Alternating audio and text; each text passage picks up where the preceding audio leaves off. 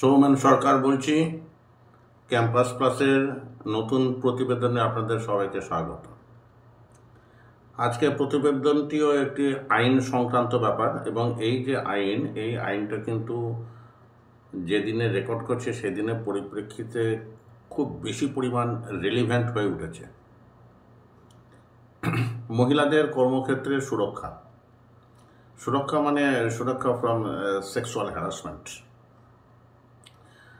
বিভিন্ন সময়তে বিভিন্ন ধরনের গাইডলাইন বা নানা রকম অর্ডার অ্যাক্ট এ সমস্ত বেরিয়েছে, কিন্তু সব জায়গাতে তো তার ঠিক মতো ইমপ্লিমেন্টেশন হচ্ছে না। তার ফলে আজকে এই যে তিলোত্তমার মতো একটা ঘটনাও ঘটেছে। তো এই ক্ষেত্রে আমাদের সবারই উচিত এই আইনটা যেটা এখন আলোচনা করতে চলেছি সেটা সম্পর্কে কিছুটা অ্যাওয়ারনেস রাখা এবং সেই অনুযায়ী চলা। প্রথমেই বলে রাখি, বেশি ভূমিকা না করে, যে আমরা সবাই একটা বিশাখা গাইডলাইন বলে আমরা একটা জিনিস জানি, এবং তার পরবর্তীকালে বিশাখা গাইডলাইনকে ভিত্তি করে পরবর্তীকালে কেন্দ্রীয় একটি আইন তৈরি হয়। সেই আইনটার নাম হচ্ছে the sexual harassment of women act, work places prevention redressal act 2013। তো সংক্ষেপে অনেকে এটাকে POSH অ্যাক্ট বা পশ অ্যাক্ট বলেন। তাকে ওটা হচ্ছে প্রিভেনশন অফ সেক্সুয়াল হ্যারাসমেন্ট। এই চারটে ওয়ার্ডকে আদ্যক্ষর নিয়ে এই পশ এই কথাটা বলে, কিন্তু গোটাটা যদি আমরা দেখি তাহলে ব্যাপারটা কিন্তু ঠিক সেরকম নয়। যাই হোক, আমি তার মধ্যে যাব না। তো প্রথমে আলোচনা করি যে এই যে বিশাখা গাইডলাইন এর সূত্র কি করে হলো। এর সূত্রটা আলোচনা করতে গেলে প্রথমে জানতে হবে যে এটা কোথা থেকে শুরু হয়েছিল। 1992 সাল নাগাদ রাজস্থানের একটি গ্রামে রাজস্থান সরকারেরই এক মহিলা কর্মী, তিনি মেয়েদের মধ্যে ডাউরি এবং বাল্য বিবাহ নিয়ে বিরুদ্ধে প্রচার করার জন্য তার একটা কাজ ছিল, এবং তিনি ছিলেন সরকারি কর্মচারী। কিন্তু ঘটনাটা হচ্ছে যে তাতে কিন্তু অনেকেই অখুশি ছিল এই কাজের জন্য, কারণ সেখানকার যে ভূস্বামীরা তারা কিন্তু অতি অল্প বয়সেই মেয়েদেরকে বিয়ে দিয়ে মোটামুটি নির্ঝঞ্ঝাট হয়ে যেতে চাইছেন, এবং তাদের মধ্যে যে নানা রকম বিবেচনা ছিল সেই বিবেচনাটা তো এখনকার দিনে মোটে সুস্থ বিবেচনার পরিচয় সেটা বলা যাবে না। তো যাই হোক, তা যখন তার কাজ এতটা এফেক্টিভ হচ্ছিল তখন তাকে গণধর্ষণ করা হয়, এবং বিভিন্ন জায়গাতে তার নামও দেওয়া আছে, কিন্তু আমি এক্ষেত্রে আমি তার নামটা নিচ্ছি না, এবং যে নামটা পাওয়া যায় সেটাও সঠিক কিনা তাও জানি না, এবং আমি নিচ্ছিও না। এনিওয়ে, তো এই যে গ্যাং রেপের বিরুদ্ধে তিনি বিভিন্ন জায়গাতে কোর্টে আদালতে তিনি তার অভিযোগ পেশ করলেও সেটা কিন্তু কোর্টে গৃহীত হয়নি। প্রমাণ অভাবে তিনি কিন্তু বিচার পেলেন না। তো কিন্তু তার এই যে অবস্থাটা সেটা অনেক মহিলা কর্মী বা যে NGO সংস্থা তাদের কিন্তু নজরে আসে, এবং তারা একটা সংস্থা গঠন করেন। সেই সংস্থাটা হচ্ছে তার নাম হচ্ছে বিশাখা। এই বিশাখা সরাসরি সুপ্রিম কোর্টে গিয়ে হাজির হয়। তার কারণটা হচ্ছে কোনো একটা স্টেটের পক্ষে কিন্তু একটা আইন করে গোটা দেশে সেটা প্রযোজ্য করা সম্ভব নয়, কিন্তু তাদের উদ্দেশ্য ছিল যাতে গোটা দেশেই এই আইনটা প্রযোজ্য হয়। তো সেই অনুযায়ী তারা সুপ্রিম কোর্টে একটি আবেদন করেন, এবং সুপ্রিম কোর্ট কিন্তু তার যে সেই যে তাদের যে অর্ডার সেটা বার করেছিলেন। বলি তাদের ডেট অফ অর্ডার হচ্ছে 13/8/1997 সাল, এবং 666 থেকে 670 WP ক্রিমিনাল মানে রিট পিটিশন ক্রিমিনাল এই হচ্ছে কেসের নাম্বার। তো এই কেসের ফয়সলা হয় 13 অগস্ট 1997। তো যাই হোক, তো এইখানে এই অর্ডারের রেফারেন্সটুকু দিয়ে দিলাম, দেখুন। তো এখন ব্যাপারটা হচ্ছে যে এই অর্ডারটা বার করতে গিয়ে সুপ্রিম কোর্ট নিজেই কিন্তু অনেক জায়গাতে ঋণ স্বীকার করেছে, যে বিভিন্ন যে এখানে তো যাকে বলে একে অপরের তো কেউ তো কম্পিটিটর ছিল না, যে ইনি হারলেন ইনি জিতলেন তার নয়। তো সেই জন্যে যে অ্যাডভোকেট অ্যামিকাস কিউরি অর্থাৎ কোর্ট বন্ধ ফালিয়াস নারিমানের মতো একজন বিখ্যাত আইনজীবী, তিনিও কোর্টকে সহায়তা করেছেন এবং সুপ্রিম কোর্ট, মহামান্য সুপ্রিম কোর্ট এই জাজমেন্টটা দিতে গিয়ে যেভাবে অ্যানালাইসিস করেছেন যে বিষয়গুলো, সেগুলো সংক্ষেপে বলে নিই, তাহলে এই বিশাখা গাইডলাইনটা বুঝতে সুবিধা হবে। উনি বলছেন যে কোনো একজন মহিলা যদি তার কারো কর্মক্ষেত্রে যদি ধর্ষিত হন বা গণধর্ষিত হন, হোয়াট এভার, তাহলে সংবিধানে কোন কোন জায়গাতে তিনি মানে তার অধিকার, যাকে বলে তার অধিকার ব্রিচড হলো, ভায়োলেটেড হলো। এক নম্বর হচ্ছে equality before law, article 14। The state shall not deny to any person equality before law and equal protection of the laws within territory of India. তিনি কি আইনের কাছ থেকে কোনো সুরক্ষা পেলেন যদি এই ধরনের ঘটনা ঘটে? 2 নম্বর হচ্ছে article 15, prohibition of discrimination on grounds of religion, race, caste, sex or place of birth.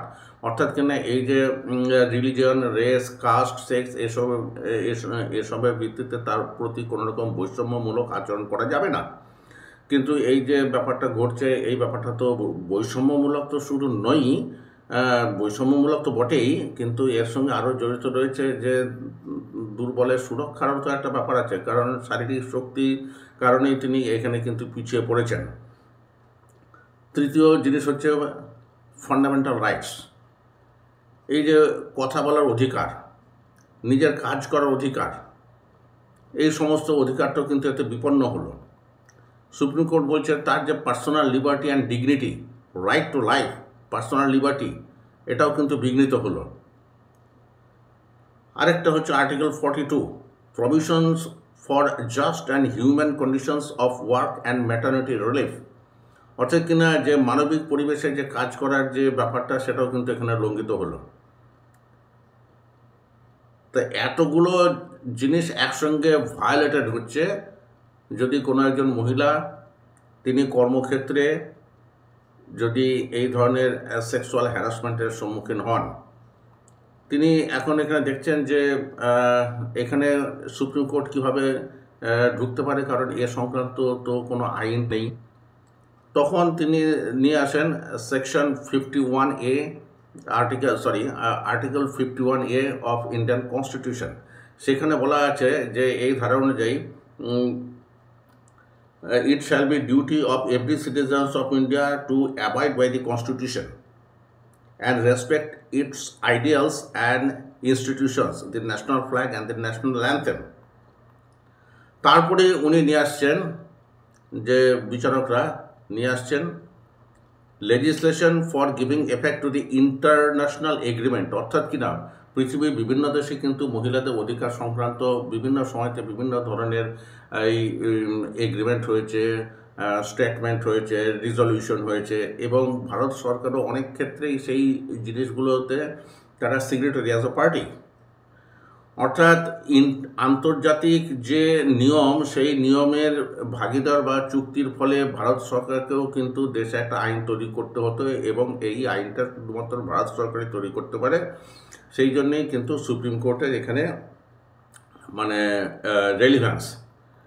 তো সুপ্রিম কোর্ট এই সমস্ত দেখে শুনে একটি গাইডলাইন তৈরি করেন। কিন্তু প্রথমে বলে রাখি যে এই যে গাইডলাইন, যেটা পরবর্তীকালে বিশাখা গাইডলাইন হিসাবে পরিচিত, কারণ এই যে আবেদনকারী যে সংস্থা, তার নাম হচ্ছে বিশাখা গাইডলাইন। এই যে বিশাখা গাইডলাইন, এই বিশাখা এখন 10-12 দফা একটা গাইডলাইন তারা তৈরি করেছেন। কিন্তু গাইডলাইনটা কিছু হাইলাইট এখানে তুলে দিচ্ছি, দেখলেই বুঝতে পারবেন যে এখানে একটা আইনের মডেল তৈরি করার চেষ্টা হয়েছে, কিন্তু ঠিক মতো আইনের ভঙ্গিতে কিন্তু আইন কিন্তু এটা হয়নি, এটা গাইডলাইন। এবং এই গাইডলাইনের মধ্যে বেশ কিছু জায়গা ছিল যেগুলো আনডিফাইন্ড রয়েছে। এবারে ব্যাপারটা হচ্ছে কি, যে গাইডলাইনের সঙ্গে অ্যাক্ট, এটা পার্থক্য কোথায়? গাইডলাইনটা হচ্ছে যে সুপ্রিম কোর্ট তো আইন প্রণয়ন করতে পারে না, আইন প্রণয়ন করার কথা হচ্ছে পার্লামেন্টের। কিন্তু এই পার্লামেন্টে যখন আইন নেই এবং সুপ্রিম কোর্ট বলছে তোমরা এ ব্যাপারে আইন প্রণয়ন করো, তাহলে আজকে বললো আইন প্রণয়ন করো, আর মানে যতদিন পর্যন্ত এই আইনটা তৈরি না হচ্ছে ততদিন পর্যন্ত তো কিছু একটা তো ব্যবস্থা করতে হবে, সেই জন্য এই গাইডলাইনগুলো আসে। অর্থাৎ কিনা ইন্টারপ্রিটেশন এবং গাইডলাইনটাও that is almost equal to an act or statute.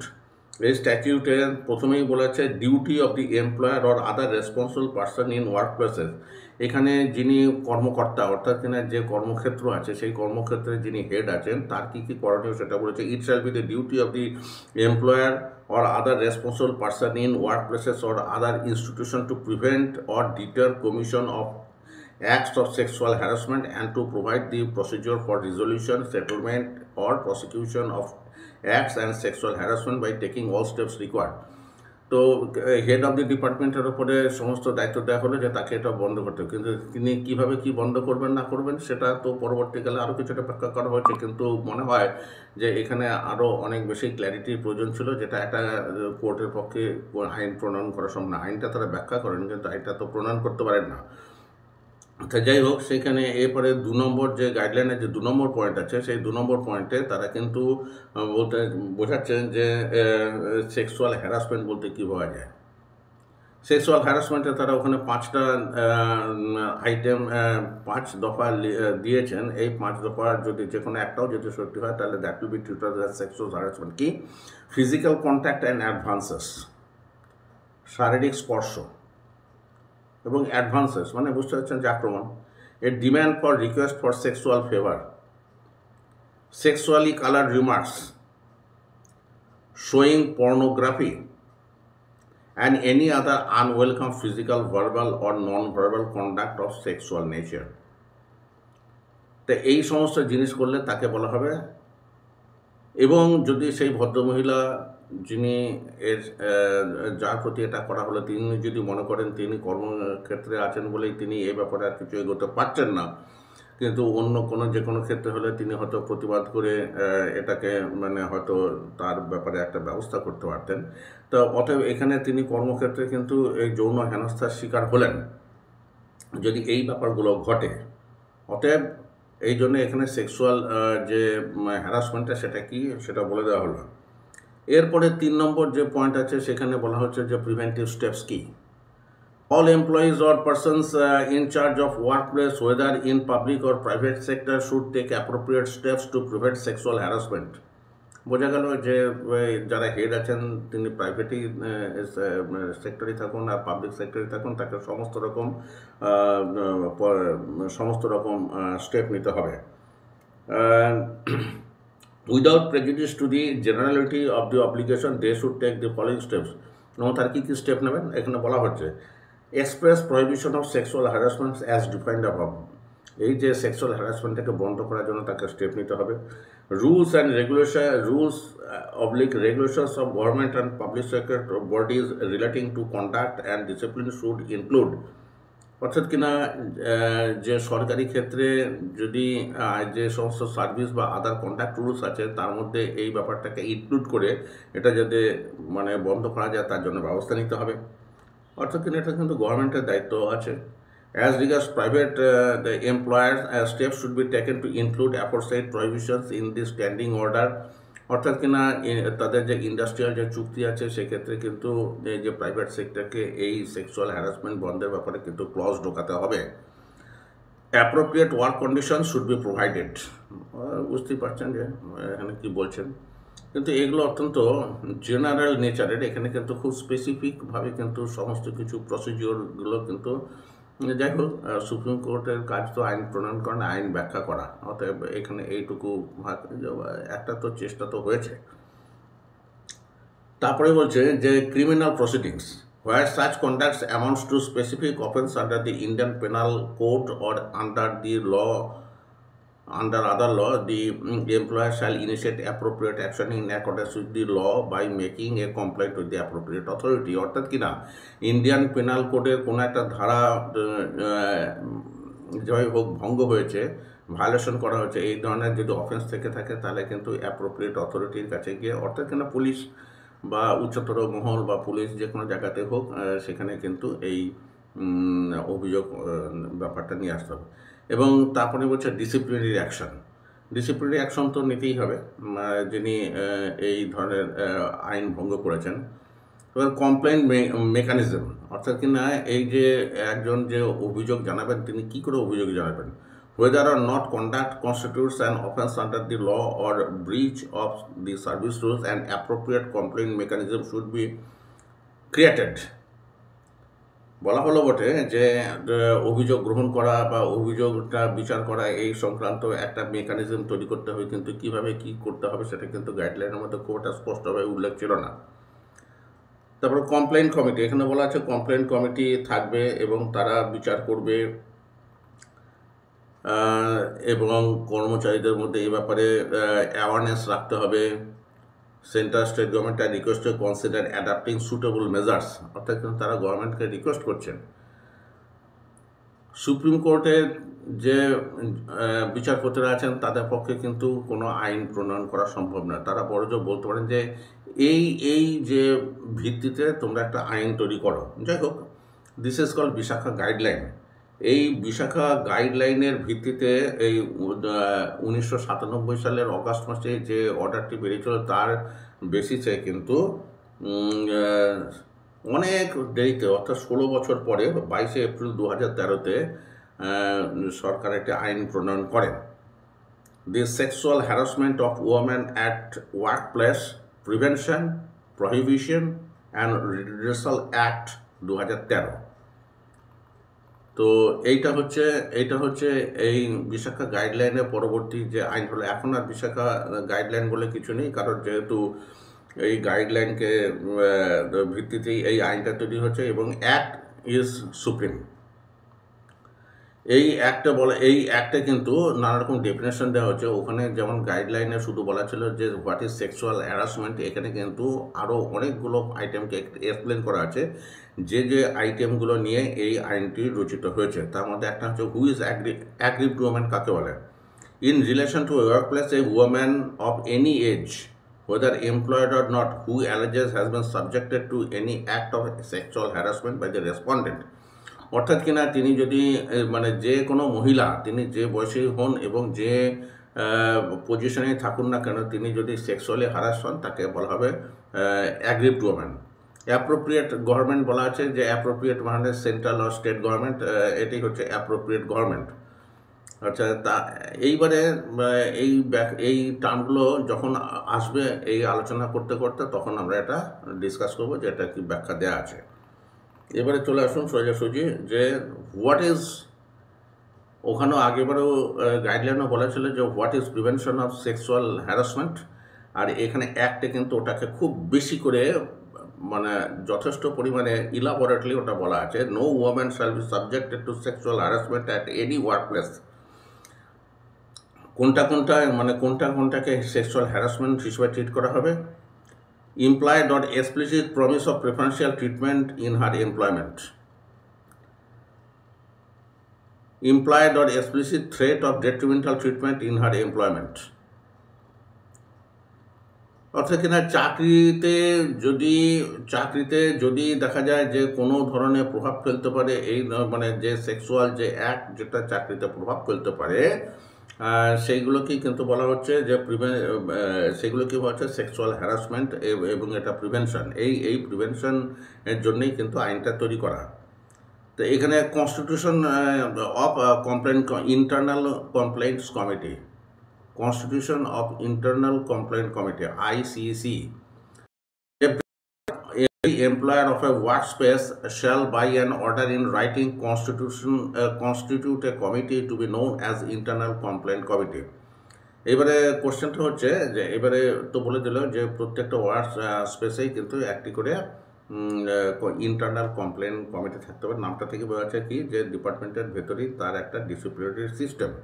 তো এইবারে ব্যাপারটা হচ্ছে যে হোয়াট ইজ ওয়ার্ক প্লেস, মানে কোন জায়গাটাকে ভিত্তি করে এই জিনিসটা তৈরি হবে সেটা এবারে দেখে নেওয়া যায়। ওয়ার্ক প্লেসের কী সংজ্ঞা দেওয়া আছে, ডেফিনেশনটা আসি।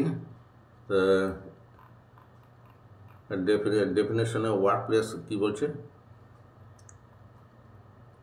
Any department, organisation, undertaking, establishment, enterprise institution, office, branch, or unit which is established, owned, and controlled wholly or substantially financed by funds provided directly or indirectly by the appropriate government or a local authority or a government company or a corporation or a cooperative society. অর্থাৎ কি না, এই যে এটা তো আমি দিয়েই দিচ্ছি, স্ক্রিনে দেখতেই পাবেন। তো এখন ব্যাপারটা হচ্ছে কি, যে যত রকমের যা যা সংস্থাগুলো হয় সমস্ত কিছুকে কিন্তু এই ওয়ার্কপ্লেসের বিবরণের মধ্যে নিয়ে আসা হয়েছে। তো এইখানে একটা জায়গা থেকে যদিও একটা ধোঁয়াশা রয়েছে, ধরুন যারা ইট ভাটাতে কাজ করে বা যারা এই ধান খেতে যারা কাজ করেন, কৃষি কর্মচারী, তাদের ক্ষেত্রে কি, তাদের মধ্যে কি এমপ্লয়ি রিলেশন আছে? এখনও আইন হয়েছে বলেই যে সমস্ত জায়গা কভার হয়ে গেছে ব্যাপারটা ঠিক তা নয়। তবে যাই হোক, যেটা আছে সেটাই আলোচনা করছি। তা এই যে বললাম যে constitution of internal compliance committee, এটা হয়ে গেল। এইবারে ইন্টারনাল কমপ্লেন্ট কমিটি বা আইসিসি কী করে গঠিত হবে, এবারে সেটাই এখানে বলে দেওয়া আছে। তাতে বলে দেওয়া আছে যে যিনি মানে এটা হেড হবেন, তার নাম হচ্ছে প্রিজাইডিং অফিসার। তিনি হবেন একজন মহিলা, বাধ্যতামূলকভাবে তিনি একজন মহিলা হবেন। এবং তিনি যদি ওই অফিসার না হন, তাহলে পাশের অফিস বা অন্য কোনো ব্রাঞ্চের অফিস বা যেভাবে হোক না কেন, কোনো একজন মহিলাকে ওই একদম টপ পজিশনে রাখতে হবে, যার নাম হয় প্রিজাইডিং অফিসার। এবং বাকি যে মেম্বাররা থাকবে তার মধ্যে 50% হতে হবে মহিলাদেরকে। এই মহিলারা কিন্তু আসবেন শিডিউল কাস্ট, এনজিও বা এই সংক্রান্ত মহিলাদের অধিকার সংক্রান্ত যে আইনগুলো আছে সেই আইনগুলো সম্পর্কে তাদের দক্ষ হতে হবে। এই যে যাদেরকে এই পদে নিয়োগ করা হবে, তিনি মেম্বারই হন আর চেয়ারম্যানই হন, তাদের কর্মকালের মেয়াদ হচ্ছে 3 বছর এবং তার জন্য তারা কিছু ভাতাও পাবেন। কি ভাতা সেটা পরে আলোচনা করছি। কিন্তু যদি দেখা যায় যে যারা এখানে প্রিজাইডিং অফিসার বা মেম্বার হিসেবে যারা এখানে অ্যাপয়েন্টেড হয়েছেন, তারা যদি কোনো নিয়ম ভঙ্গ করেন, তাদেরকে আইন অনুযায়ী কিন্তু সরিয়েও দেওয়া হবে। তো এগুলো হচ্ছে অর্গানাইজড পাবলিক সেক্টরে। কিন্তু অনেক ক্ষেত্রে দেখা যায় যে প্রাইভেট সেক্টরে পার্টিকুলারলি তাদের হয়তো এই ধরনের কোনো মেকানিজম নেই। তাহলে সেক্ষেত্রে ডিস্ট্রিক্ট ওয়াইজ কিন্তু যে যারা ডিস্ট্রিক্ট ম্যাজিস্ট্রেটকে হেড করে কিছু লোকাল যে কমিটি আছে, সেই লোকাল কমিটিগুলো তৈরি করে দেওয়া হয়েছে। সরকারের ক্ষেত্রে যেমন বিভিন্ন অফিসে বিভিন্ন কমিটি থাকে, তাই এই ডিস্ট্রিক্টের জুরিসডিকশন হয়, সেখানে কিন্তু লোকাল কমিটি থাকবে। এই অফিসের যে ইন্টারনাল কমিটি আছে আর এই যে যেখানে আনঅর্গানাইজ সেক্টর বা যেখানে এই ধরনের মেকানিজম নেই, সেখানে এই যে লোকাল কমিটি হচ্ছে এই আইসিসি বা লোকাল কমিটি, এদের ক্ষমতা বা কর্মপদ্ধতি কিন্তু একই জুরিসডিকশন। তারপরে আসুন কম্পোজিশন, চেয়ারম্যান কম্পোজিশন তো বলেই দেওয়া হলো যে তারা কীভাবে কী হবে। এবারে grant of audit, central government কিন্তু এই যে কর্মকাণ্ডটা ছাড়া মহিলাদের অধিকার সুরক্ষা করার জন্য কিন্তু সেন্ট্রাল গভর্নমেন্ট একটা ফান্ড দেন। এই ফান্ড সেন্ট্রাল গভর্নমেন্টের অ্যাকাউন্ট থেকেই আসে এবং বিভিন্ন রাজ্যকে এটা দিয়ে দেওয়া হয়। এবং রাজ্যগুলো এই বিভিন্ন সেন্ট্রাল গভর্নমেন্টের নিজস্ব অফিস হলে তো তারা সেখানে ভাগ করে দেন যে কোন অফিসের জন্য কত টাকা প্রাপ্য, আর বাকি টাকাটা স্টেট গভর্নমেন্টের মধ্যে দিয়ে দেওয়া হয়। স্টেট গভর্নমেন্ট তাদের নিজেদের মতো করে এই ব্যাপারগুলো থাকে। এইবারে আসুন, এই যে অ্যাক্টের মধ্যে আছে complaint of sexual harassment. An aggrieved woman may make in writing a complaint of sexual harassment at workplace to the internal committee if so constituted. যেখানে যেখানে ইন্টারনাল কমপ্লেন্ট কমিটি আছে, সেখানে কোনো একজন ভুক্তভোগী মহিলা তিনি তো তার অভিযোগপত্র পেশ করবেন, এবং যে সমস্ত ক্ষেত্রে এই ধরনের ইন্টারনাল কমিটি নেই, সেক্ষেত্রে লোকাল কমিটির কাছে তারা এই পেশ করবেন। এখানে আমি আর ইন্টারনাল কমিটি বা লোকাল কমিটির মধ্যে ভেদাভেদ রাখছি না, কারণ মোটামুটি এই কোয়েশনটা বুঝে দেওয়া হয়ে গেছে। এইবারে ব্যাপারটা হচ্ছে যে ইন্টারনাল কমিটির কিন্তু দায়িত্ব হচ্ছে অভিযোগটাকে কেউ যদি যথেষ্ট পরিমাণে শিক্ষিত না হন, লিখতে পড়তে না পারেন, তাহলে তাকে অভিযোগপত্র মানে রচনাতে বা সাবমিট করাতে তাকে সাহায্য করাটা কিন্তু ইন্টারনাল কমিটি বা লোকাল কমিটির কর্তব্য। এই যে অভিযোগপত্রটা পেলেন, এই অভিযোগপত্রটা নিয়ে ইন্টারনাল কমিটি কি করবেন? ফার্স্টে বলা হচ্ছে কনসিলিয়েশন। কনসিলিয়েশন হচ্ছে বিটমাট করিয়ে দেওয়ার চেষ্টা। যদি দেখা যায় যে the internal committee or as the case may be the local committee may before initiating an enquiry, তদন্ত করার আগে and at the request of the aggrieved woman, যদি সেই ভুক্তভোগী মহিলা তিনি যদি চান, তাহলে অভিযুক্ত এবং ভুক্তভোগী দুজনের মধ্যে একটা মিটমাট করে দেওয়ার চেষ্টা করবেন, provided that no monetary settlement shall be made as a basis of conciliation. অর্থাৎ কিনা যে এই যে মিটমাটটা হবে, এই মিটমাট কিন্তু কখনো টাকার ভিত্তিতে মিটমাট হবে না, এবং এই যে মিটমাটটা হবে সেটা সরকারিভাবে কিন্তু এটাকে মানে প্রিজার্ভ করতে হবে, রেকর্ড করতে হবে এবং উচ্চতর মহলে পাঠিয়েও দিতে হবে, যাতে এ ব্যাপারে পরবর্তীকালে কেউ আর কোনো অভিযোগ করতে না পারেন। হ্যাঁ, যদি যে এগ্রিমেন্ট হয়েছে সেই এগ্রিমেন্টটা যদি কেউ ভায়োলেট করে বা এগ্রিমেন্টের ওপরেও যদি কারো কোনো দাবি দেওয়া থেকে থাকে, তাহলে সেক্ষেত্রে অতি অবশ্যই এটা নিয়ে প্রসিড করা যাবে। কিন্তু যতক্ষণ পর্যন্ত সেটা না হচ্ছে ততক্ষণ পর্যন্ত এই এগ্রিমেন্ট ইজ ফাইনাল। এবারে ব্যাপারটা হচ্ছে ইনকোয়ারি ইনটু কমপ্লেন্ট। যখন দেখা যাবে যে এই নিজেদের মধ্যে মীমাংসাতে কিছু হলো না, তখন কিন্তু সেকশন 11 অনুযায়ী কিন্তু এনকোয়ারি ইনটু দি কমপ্লেন্ট হবে, অর্থাৎ কিন্তু এখানে তদন্ত হবে। এই ইন্টারনাল এনকোয়ারি কমিটি সেইটা তদন্ত করবেন, এবং তদন্ত করে তারা যদি দেখেন যে হ্যাঁ এর মধ্যে সারবত্তা রয়েছে, তাহলে তারা কিন্তু এই ব্যাপারে তাদের রেকমেন্ডেশন অর্থাৎ সুপারিশগুলো জানাবেন। এবং যদি দেখা যায় যে অভিযোগটা মিথ্যে, সেটাও তারা বলবেন। এবং এবারে দেখা যায় যে যদি দেখা যায় যে অভিযোগটা সত্যি, তাহলে কি? অভিযোগটা যদি সত্যি হয়, তাহলে প্রথমে দুটো জিনিস বলা আছে। একটা হচ্ছে যে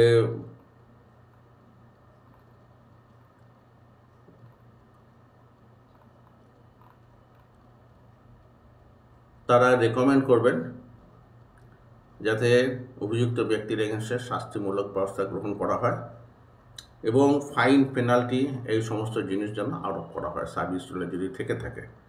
আর সার্ভিস রুলে যদি এ সমস্ত ব্যাপার থেকে না থাকে, তাহলে সেক্ষেত্রে কিন্তু যে উচ্চতর মহল যেটা ঠিক করবেন সেই অনুযায়ী কিন্তু তাকে চলতে হবে। আর যদি দেখা যায় যে মহিলার যে বক্তব্য বা অভিযোগ সেটা ফলস, তাহলে কিন্তু সেই অভিযোগকারী মহিলার এগেনস্টে কিন্তু স্টেপ নিতে হবে। আর তদন্ত চলাকালীন কি করতে বলা হয়েছে? During the pendency of an inquiry on a written request by the aggrieved woman, the internal committee or the local committee, as the case may be, may recommend to the employer, অর্থাৎ কিনা enquiry হওয়ার আগে অভিযুক্ত মহিলাকে সেই জায়গা থেকে transfer করে দেওয়ার জন্য রেকমেন্ড করা হতে পারে। মিনিমাম 3 মাসের জন্য বা প্রয়োজন আরও বেশি তাকে লিভ গ্র্যান্ট করা যেতে পারে, যাতে তিনি সামলে উঠতে পারেন। And grant such other relief two the aggrieved woman as may be prescribed. অর্থাৎ তিনি উচ্চতর মহল যদি মনে করেন যে আরও তাকে কিছু রিলিফ দেওয়া প্রয়োজন, তাহলে তাকে সেই রিলিফ দিয়ে তাকে ছুটিতে পাঠিয়ে দেবেন, যাতে অভিযুক্ত ব্যক্তির সঙ্গে তার ইন্টারাকশনটা আর না হতে পারে। এই যে রিলিফটা, এই যে তিনি যে লিভটা পাবেন, এই ছুটি কিন্তু তার নর্মাল ছুটির সঙ্গে অতিরিক্ত। এটা কিন্তু তার অর্জিত ছুটি থেকে এই ছুটি কাটা যাবে না। On the recommendation of the internal committee or the local committee, as the case may be, the employer shall implement the recommendations made under এবং send report of such implementation to the internal committee or local committee, as the case may be. অর্থাৎ কিনা এই যে সিদ্ধান্তগুলো নেওয়া হলো, এটা কিন্তু ইন্টারনাল কমিটিকে জানিয়েও দিতে হবে।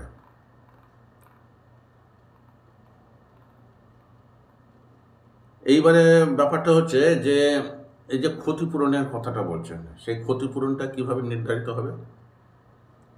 এই ক্ষতিপূরণটা নির্ধারিত হবে তার জন্য 5টা ক্রাইটেরিয়া বলেছেন। The mental trauma, pain, suffering, emotional distress cause to the aggrieved woman, এটা হচ্ছে একটা। দু হচ্ছে loss in the career opportunity, এই যে ব্যাপারটা হলো এর জন্য যদি চাকরিতে যে তার ক্ষতি হলো, সেই ক্ষতিটা মাথায় রেখে তার যে আর্থিক যে মানে ক্ষতিপূরণ সেইটা। মেডিকেল এক্সপেন্সেস, এটা যে এই ট্রমা থেকে বা কোনো শারীরিক ক্ষতি হয়ে থাকলে তার জন্য যে মেডিকেল এক্সপেন্সেস। ইনকাম অ্যান্ড এইগুলো তো হচ্ছে তিনি কী বাবদ ক্ষতিপূরণ পাবেন। আর ক্ষতিপূরণের পরিমাণ নির্ধারণের সময় তার আরও দুটো জিনিস খেয়াল রাখবেন। সেটা হচ্ছে যিনি অভিযুক্ত ব্যক্তি তিনি তার আর্থিক ক্ষমতা কতটা, এবং একবারে না হলে এক কিস্তিতে না হলে ইনস্টলমেন্টে যদি এই টাকাটার ব্যবস্থা করা যায়, এবং যদি দেখা যায় যে তার বেতন থেকে এই টাকাটা আদায় করা যাচ্ছে না, তাহলে ডিস্ট্রিক্ট অথরিটিকে জানিয়ে হবে যে কিভাবে মানে যারা অন্যভাবে এই রিকভারি প্রসেসটা করবেন। এর বাইরেও আরও প্রচুর ধারা রয়েছে, কিন্তু এগুলি হচ্ছে মোটামুটি ইম্পর্ট্যান্ট ধারা। এবং এই অ্যাক্টের মধ্যে বলেই দেওয়া আছে যে এর প্রভিশনসগুলো যেন খুব সুন্দরভাবে বিভিন্ন জায়গাতে এটাকে পাবলিসিটি দেওয়া হয়, যাতে সবাই এর ব্যাপারে সবসময় সজাগ থাকতে পারেন। কিন্তু ব্যাপারটা হচ্ছে কি, আইনের মধ্যেও বেশ কিছু জায়গা আছে যেটা আমার মতো কাঁচা চোখেও কিন্তু এই যেটা ধরা পড়েছে। 1 নম্বর হচ্ছে যে এগ্রিমেন্টের ব্যাপারে বলছে যে কোনো আর্থিক ভিত্তিতে কোনো এগ্রিমেন্ট করে সেটেল করা চলবে না নিজেদের মধ্যে যে বিবাদগুলো আছে। অথচ দেখা যাচ্ছে যে যখন সেটেলড হয়ে গেল আফটার এনকোয়ারি, তখন তার কাছ থেকে আর্থিক ক্ষতিপূরণ নেওয়া হচ্ছে, এবং সেটা কীভাবে নির্ধারিত হবে সেটা বলা হচ্ছে। ফলে এখানে মনে হচ্ছে একটা কন্ট্রাডিকশনের জায়গা রয়েছে। আর দ্বিতীয় কন্ট্রাডিকশনটা হচ্ছে যে ওয়ার্ক প্লেসের সংজ্ঞা নির্ধারণে, যে কোনটা ওয়ার্ক প্লেস। আর তৃতীয় জিনিস হচ্ছে যে সেক্সুয়াল হ্যারাসমেন্ট বলতে যে জিনিসগুলোকে বোঝা যাচ্ছে সেগুলোও কিন্তু অ্যাবসলিউট নয়। অর্থাৎ কিনা অনেকটা পরিমাণে যে স্বাভাবিক যে মানুষের যে অ্যাকশান, রিয়াকশন, এইগুলো কিন্তু ইম্পর্ট্যান্ট। শুধু আইনের গোটা কয়েক শব্দের অর্থ দিয়ে কিন্তু সবসময় বাস্তব পরিস্থিতিকে অনুধাবন করা যায় না। কিন্তু যেটুকু অনুধাবন করা যায় সেটুকু যদি বাস্তবে প্রতিফলন ঘটে, তাহলে মনে হয় অনেক দুঃখজনক ঘটনার হাত থেকে অনেকেই রেহাই পেতে পারেন। প্রতিবেদনটা এখানে শেষ করছি। কেমন লাগলো জানাবেন।